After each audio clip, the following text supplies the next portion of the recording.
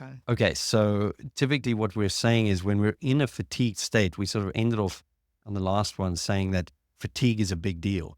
So let me ask you, why is fatigue a big deal? So, and this is intuitive. Again, we notice when we are fatigued, and I can really say that for myself as well. I am not the best version of self. I mean, I get angry faster. My trigger points are more sensitive. I'm more reactive rather than responsive.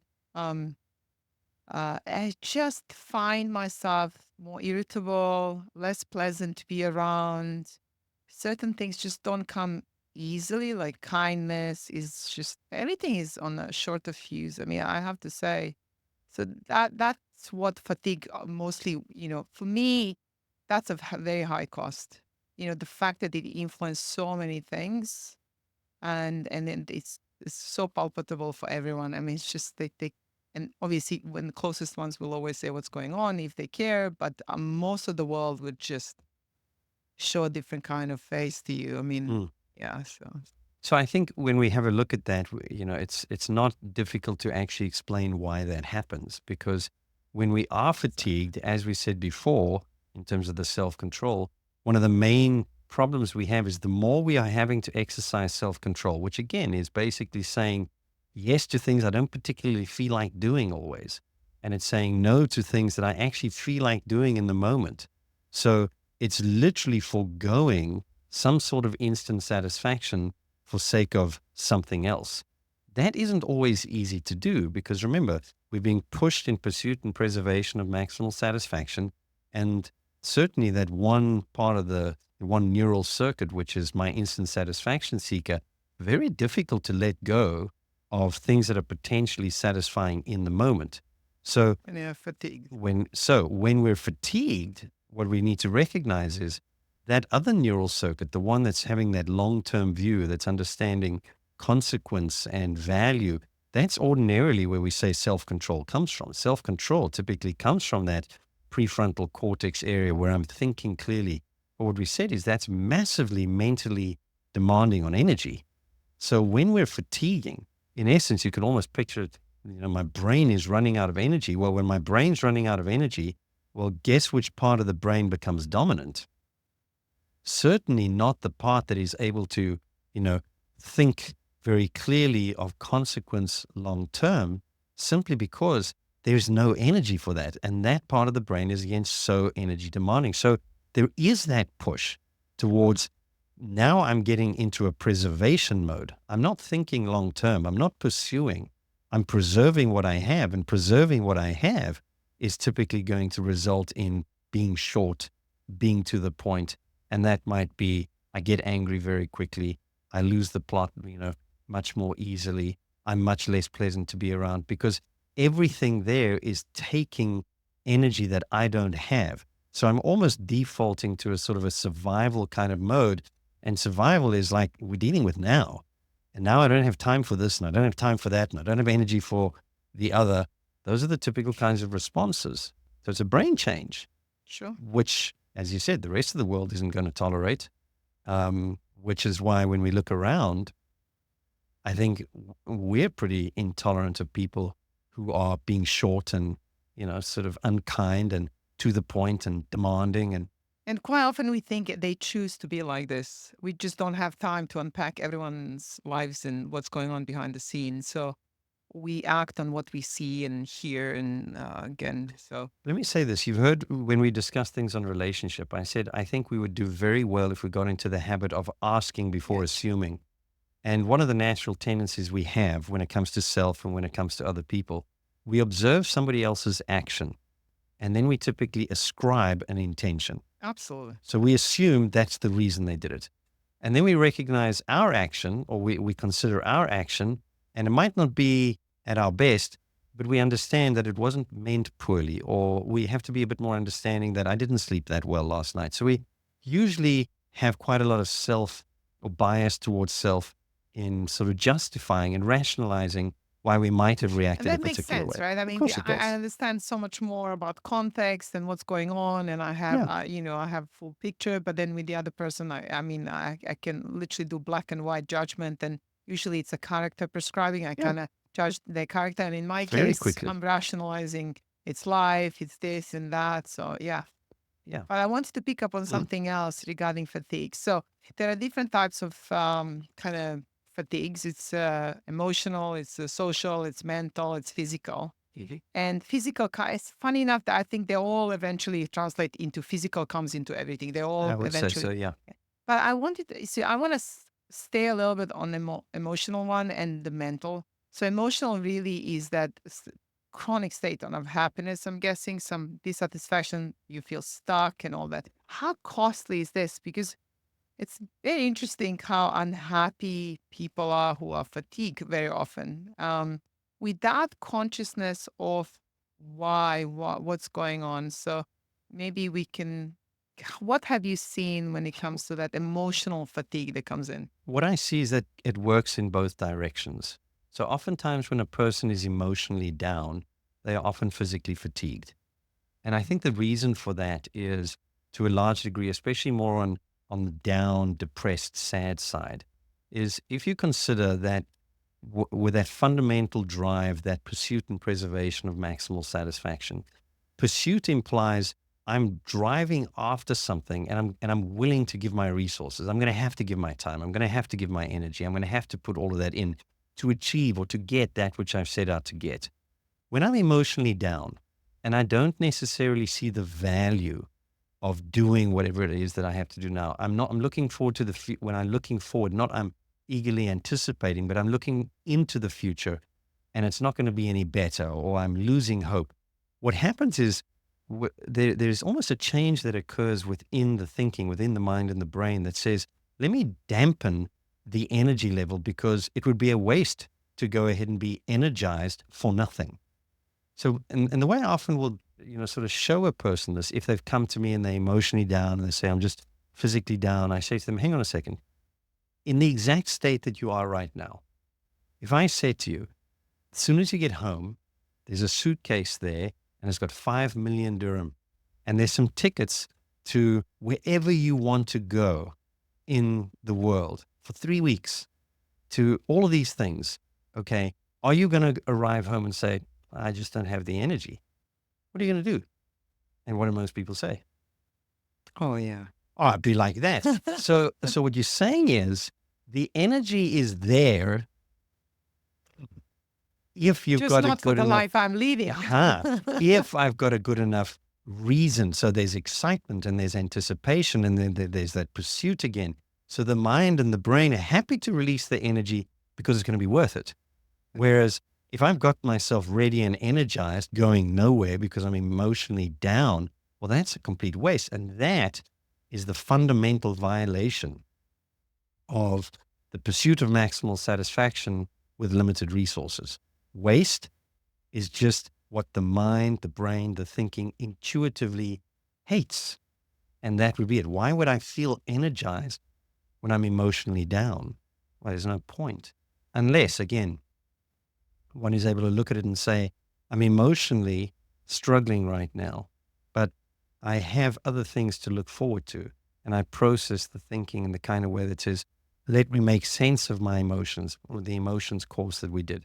Try and learn through those emotions, try and grow in emotional intelligence, try and get insight to use my emotions for what they're actually there for. They're supposed to enrich life.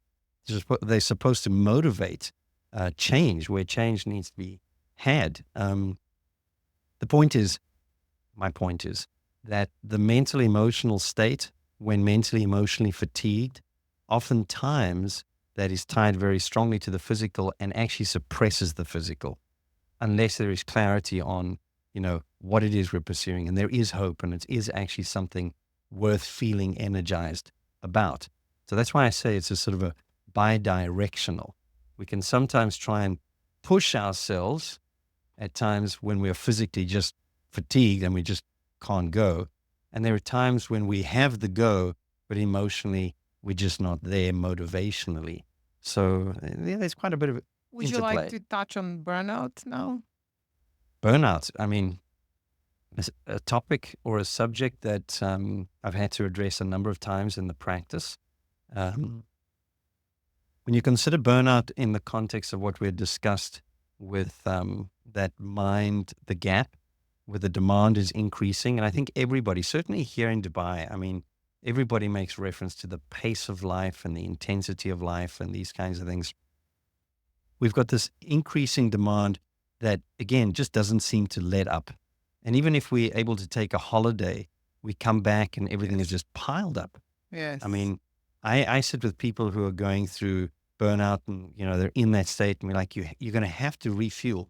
You're going to have to step back and you're going to have to refresh and you're going to have to regroup and you're going to have to do all the re's that, as I like to describe them. You're going to have to focus on the feeling.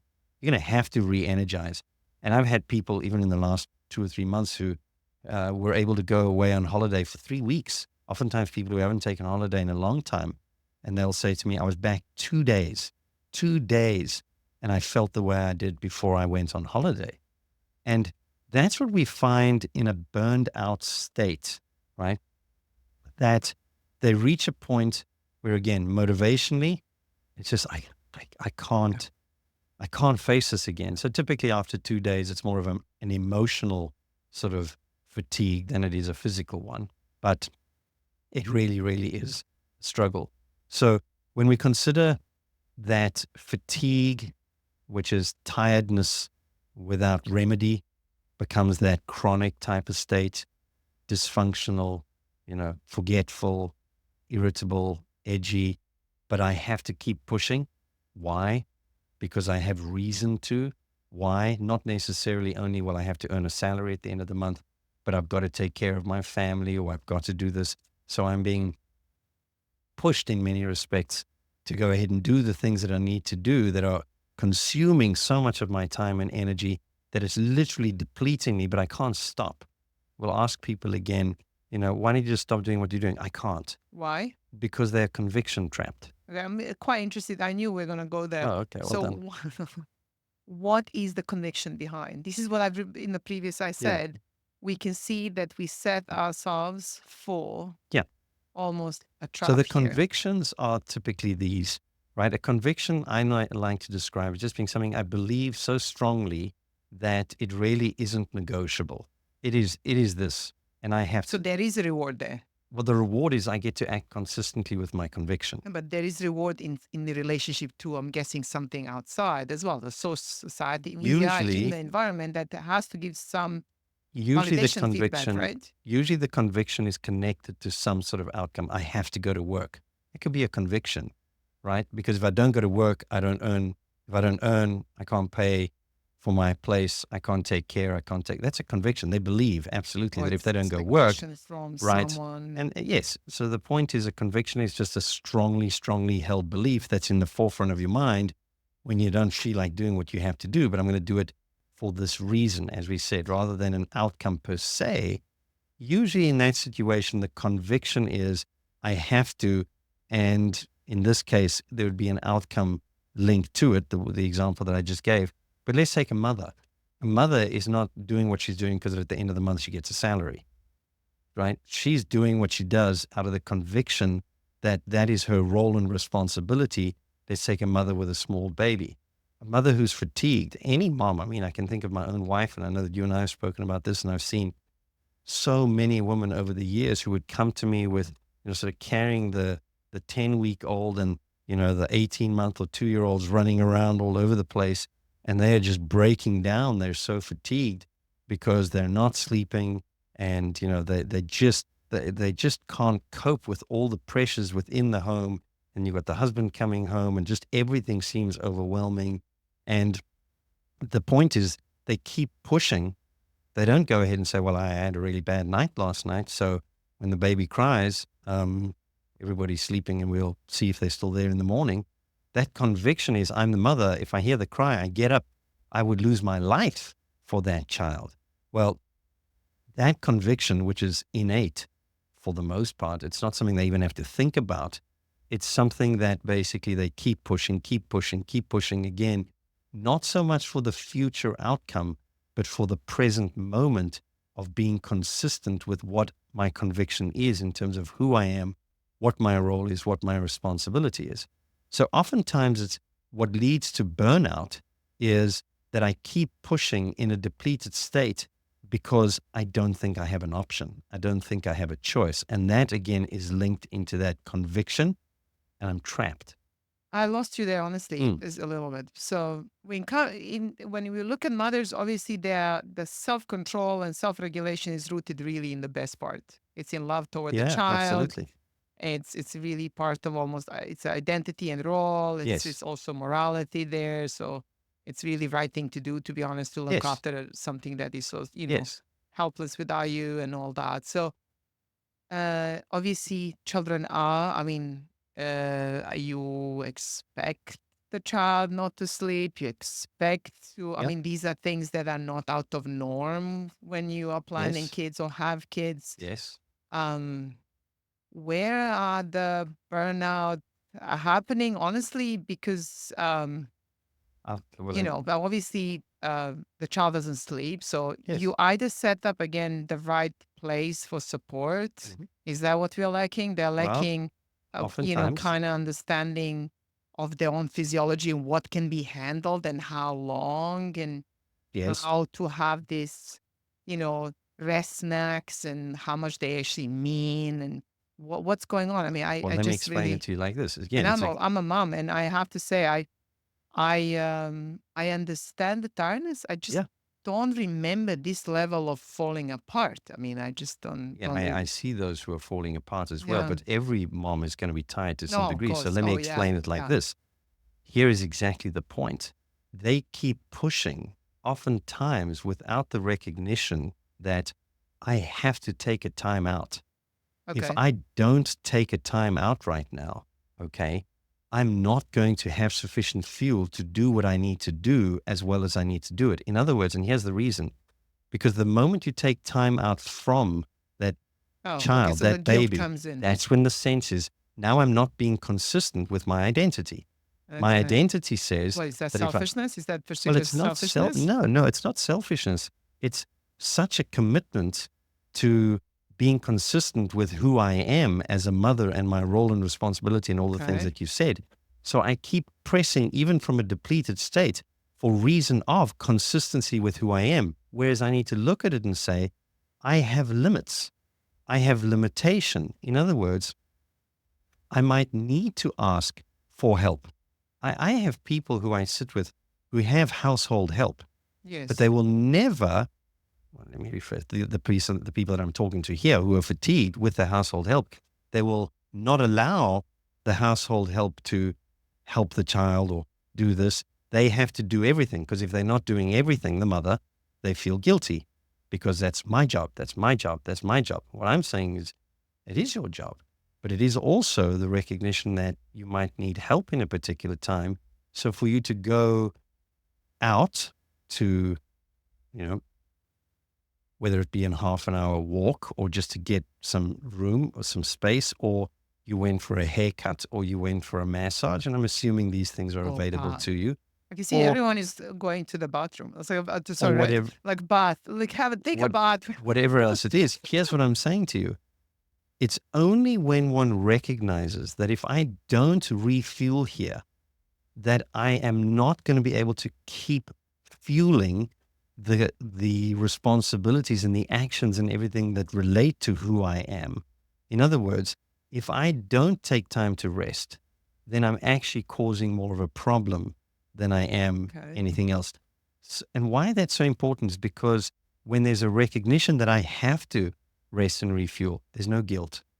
Let me give it an It's example. interesting you say this because if the child, if the parent is there to care for the child, Yes. what does the happen to the child if so this is actually not in relationship Yes. to the child. Mhm. This is in That's why. relationship to Correct. can I accept myself Correct. And that's what and I'm my, saying to you. okay, so Mhm. that's either, so definition of a parent then honestly is here is pushed to some limits that Oh, what will happen unnecessary to and the unhelpful. child if I don't, if Yes. I give someone Yes. to And take care of the child in a safe place? I mean, we give our kids to kindergartens and yes. what's the So we're like? using the example Am I, here, right? what Uh, constitutes a bad parent? and here's the point. So that's exactly what moms don't want to be. What you just said right now. I don't want to be a bad mother. Now, the perspective of bad mother might mean if I don't do everything for my child, if I'm not the one who wakes for my child, if I'm not the one who does all of these things, then I am a bad mother. Well, that's just not an option. I am absolutely, that's not an option. So I will give. For what reason? To ensure that I don't do anything that would be consistent with what I perceive to be a bad mother. Well, what would a bad mother do? Bad mother would leave, from their perspective, would leave this child in the care of somebody else who's not the mother, while I go off and basically have 2 hours of rest and relaxation, right? That would be bad. Now, what's fascinating is typically Because you put yourself above the child. correct. Now, that's just not an option. Okay. Well, what happens oftentimes is people reach the point of burnout, fatigue, and the surrounding advice is you are going to have to be more selfish. That's usually the recommendation to the mom. You're going to have to put yourself first. You're going to have to be more selfish.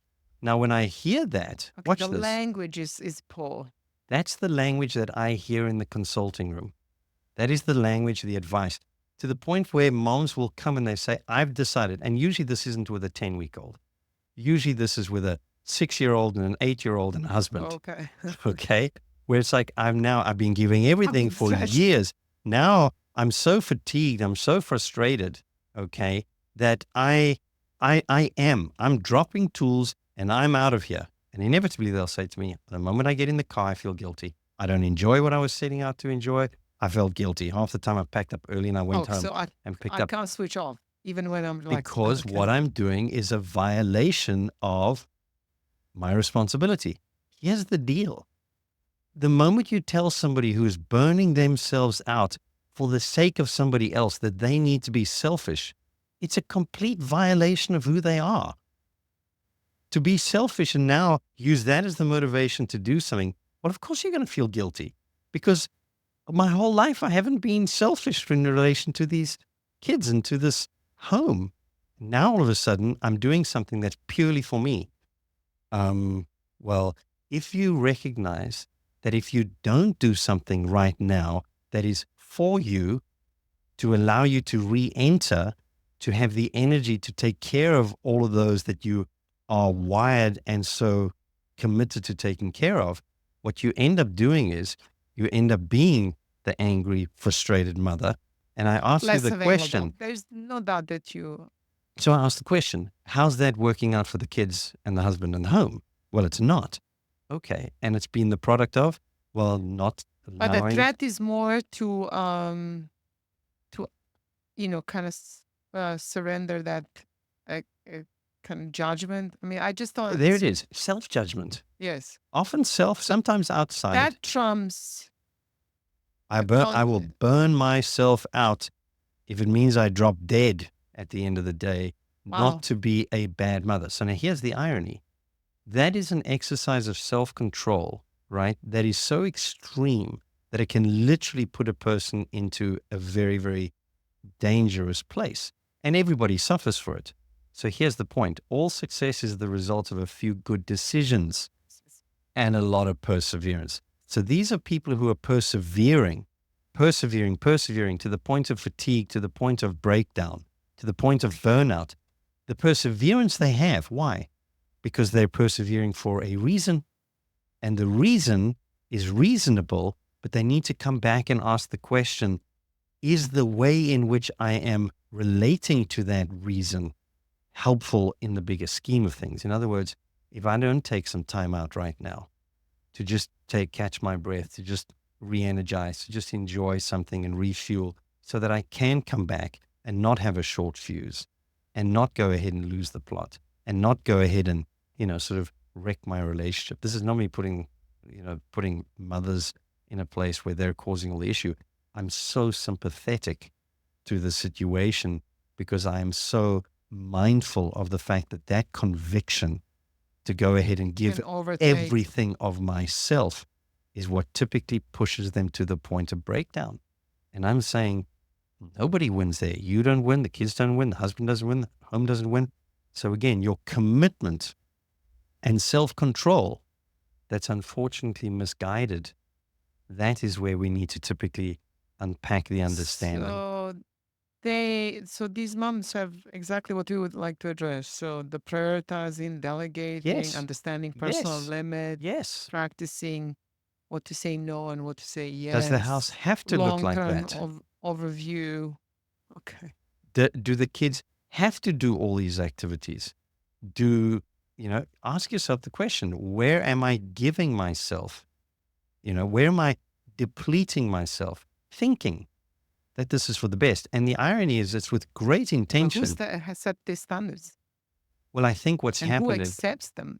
well, a lot of And people accept them. obviously we reward them A lot of somewhere. people accept them, right? That's why there are so many burned out moms. And I just use them as an example. The same could apply to, people in the workplace. The same could apply to a lot of different situations. But you're looking at this and saying, this is a typical example that I would oftentimes use to say, when a person is living on the basis of a conviction, they will literally drive themselves into the ground. Now, No, that's sure. not the idea. The idea is to prove how strong self control can be because they don't feel like getting up. They don't feel like doing this. They don't feel like doing that. So there's lots of things that they are foregoing in terms of instant satisfaction for sake of consistency with identity and role and responsibility. Now, the point is, again, unless you recognize the limitations, unless you are willing to accept that maybe I can't do everything, right? It's those kinds of things that actually bring the release to allow you to stick with your conviction, but to actually follow through with it in a much more productive way, in a way that is much more beneficial to the mom, to the children, to the husband and the home. Again, we're isolating one person here because they're representative of what's happening in the thinking and how we can push ourselves to a burnout on the basis of conviction. The key is the conviction is essential, but the few good decisions in that situation are absolutely crucial because without proper guidance, a conviction trapped individual, right, actually ends up doing more damage than good. So examining conviction is probably The where, conviction is not the examination. Yes, you want to be a good mom. That's not the issue. yeah, The but issue is how are you redefining, doing yeah. it? That's more a matter of it's not why you're doing it. I'm doing it because I want to be a good mom. But how are you doing it? That's the question. And where are you doing it? And to what extent are you doing it? That's the reevaluation. It's not the But can I reevaluation of ask the you? I mean, identity. if I ask any of these people who, I mean, any of us, to be honest, um, can you predict what's going to happen if you continue on this road in the next 2 years, 5 years? I Are mean, you doesn't asking it? me or are you asking them? I mean, I find that most people will be very clear that this cannot keep going. That they suddenly have these bigger pictures, and no, no, no. I mean, I don't want this long term. Mhm. That's one. So guess what they Second, I can become? see this is not going. This is not going anywhere. Watch what happens. But we all still. They won't stop. Plus, if I ask them, what advice would you give to your best friend or someone else? Suddenly they're spreading, I mean, a perfect coaching, Very support, which typical. is, well, take a rest. Of course, you Yeah. deserve a rest.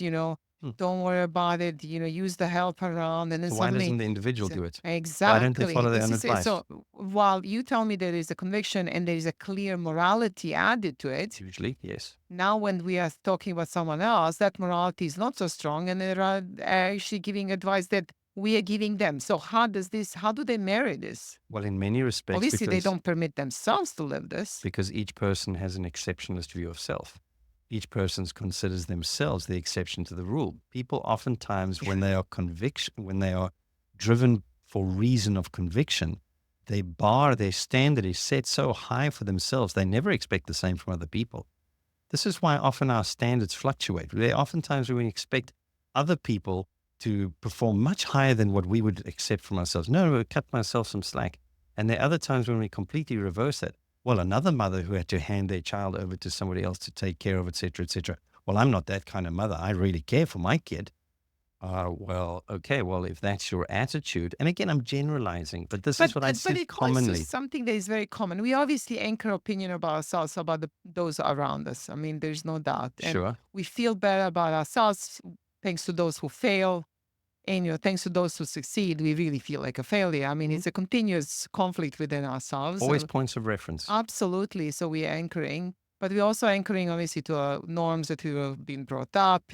and What desires do that we? we have. We want this for our Yes. children. We want our children to have the best. We want them to make sure that there's nothing going wrong. This is why many moms, again, and I'm speaking to a specific group here. I'm not saying every mother is like this, right? Every Yeah. mother, I would say, right? Well, I'm generalizing, but innately wants the best for their child, which is why they will give just about everything they are, and again, I'm focusing on mothers. I would want the same for my children. I'm not a mother, but as a father, I want the best for my kids as well, and the best for my wife and those kinds of things. But I'm also mindful of my limitations and recognize, well, I can't give everything. I can't stay home all day. I can't be present for everything all day. Why? I have other responsibilities.